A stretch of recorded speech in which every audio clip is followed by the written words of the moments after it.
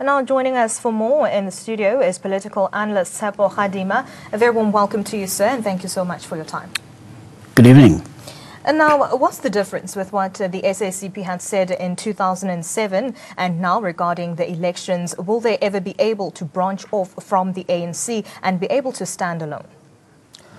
I think, the statement as released yesterday that the South African Communist Party intends to contest the national elections on its own ticket to be on the ballot paper in 2019, I don't think anybody in their right mind can believe that. We must bear in mind that earlier this year, in fact, on the week leading to the end of March, SACP promised fire and brimstone to anybody who, particularly the president, if he dared fired Minister Pravin Gordhan. And of course, we know that is history. The president did not disappoint them. In fact, I think it was a Tuesday that they held a press conference that they promised categorically that should Pravin Gordhan be fired, they will all resign en masse from parliament as well as from cabinet. Here we are now, today it is the 16th of July. No such thing has happened. So their announcement yesterday on the 15th of July, it really is not warranted of being believed that it is a serious decision that the SACP has taken. And by their own accord, they say, well, they are going to call a special Congress in 2018 to go and determine. Now, the timing there is very important. Their statement should be seen for what it is. It is simply a bargaining chip to be able to demand greater influence on how the ANC elects the leadership in December, and more so because they have already nailed their colors to the mast that they support Deputy President Cyril Ramaphosa. They know full well that they do not have a seat at the table. So if anything, this statement of theirs, because they know that as SACP, they cannot go and vote for their preferred candidate being Deputy President Cyril Ramaphosa. So they are probably using this as a bargaining chip to try and exert more influence that they already have.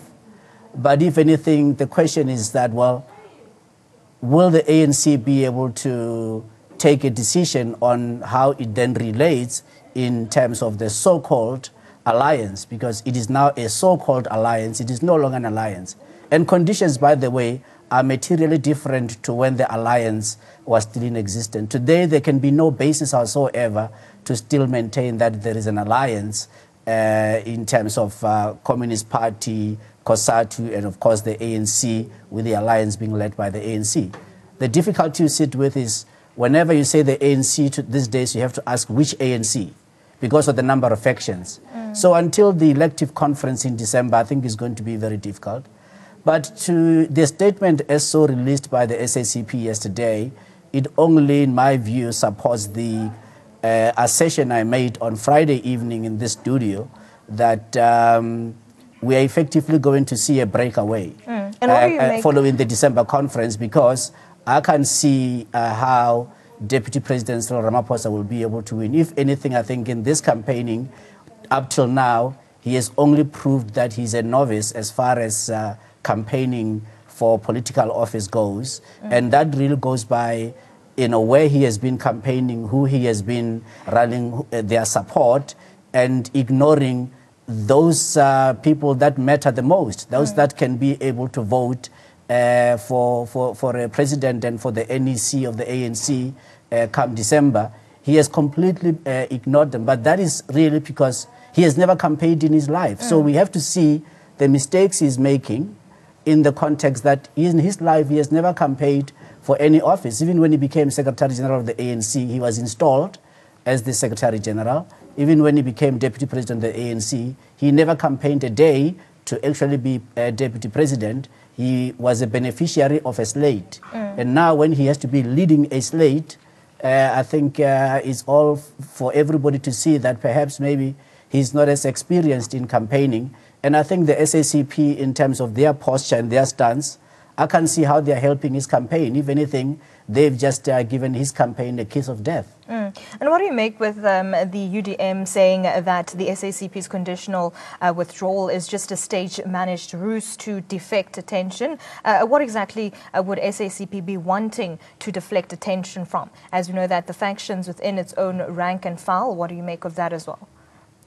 Well, I agree with General Bantu Holomisa of the UDM in terms of the statements that he has made, and he's effectively pouring cold water on the so-called breakaway decision of the SACP, and for good reason.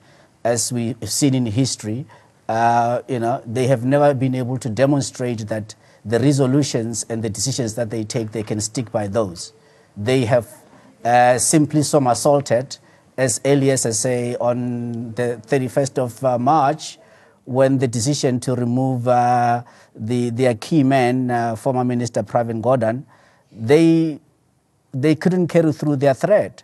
But there's a very good reason for them to stay in the route that they're standing, because having the influence they have within the ANC, they are gaining a lot, and they are hoping that they can use their current position to effectively be able to bring about this threat, the looming threat of a breakaway, to effectively accept or gain more influence within the ANC and to start to direct the direction of the ANC. But if and when they are effectively moved out, by their own accord, by the way, they know that they are a 3%er.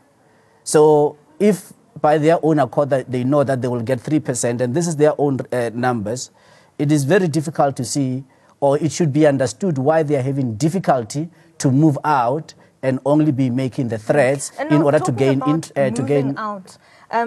Don't you think that the SACP wants to hold on to power via its cabinet ministers, as we also know that Bantu Holomisa had said that they should actually resign so that they don't bolster their campaign? Well, what do you make of that? No, General Bantu Holomisa is quite correct in his statements. You have to bear in mind that a number of the leaders of SACP, even those that are on this executive central committee, they are also on the NEC of the ANC. So effectively, they are wanting to use their position. The question becomes that, will the ANC branches, what view will they take on this particular position, whereby you've got SAC people because of dual membership, and with this decision that they are going to go it alone, will the ANC branches still then elect the various SACP leaders to be on the National Executive Committee of the ANC come December?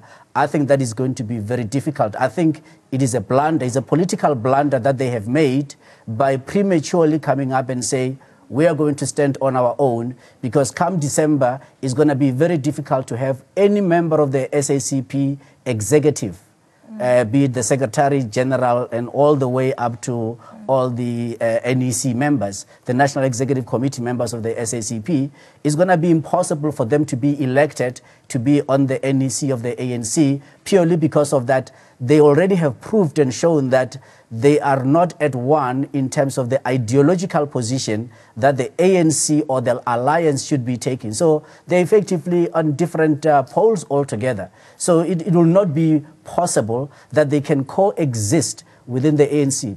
Bladen Zimande right now, as he speaks, is on the ANC NEC. So at one time, he speaks in his capacity as SACP. The question that has to be asked, that in the context of the leadership collective and democratic centralism, which are the key themes of the ANC, how does he then, being part of the collective and with the democratic centralism of the ANC, then be speaking out of turn, wearing a capacity of being SACP? That is a contradiction in terms that cannot be sustained. So if anything, I think things are going to fall apart. And when they do fall apart, the casualty here is going to be Cyril Ramaphosa, who they have backed to the hilt. And they backed to the hilt, I think, effectively their statement yesterday, if anything, as I say, it gave a kiss of death to his political campaign for the higher office.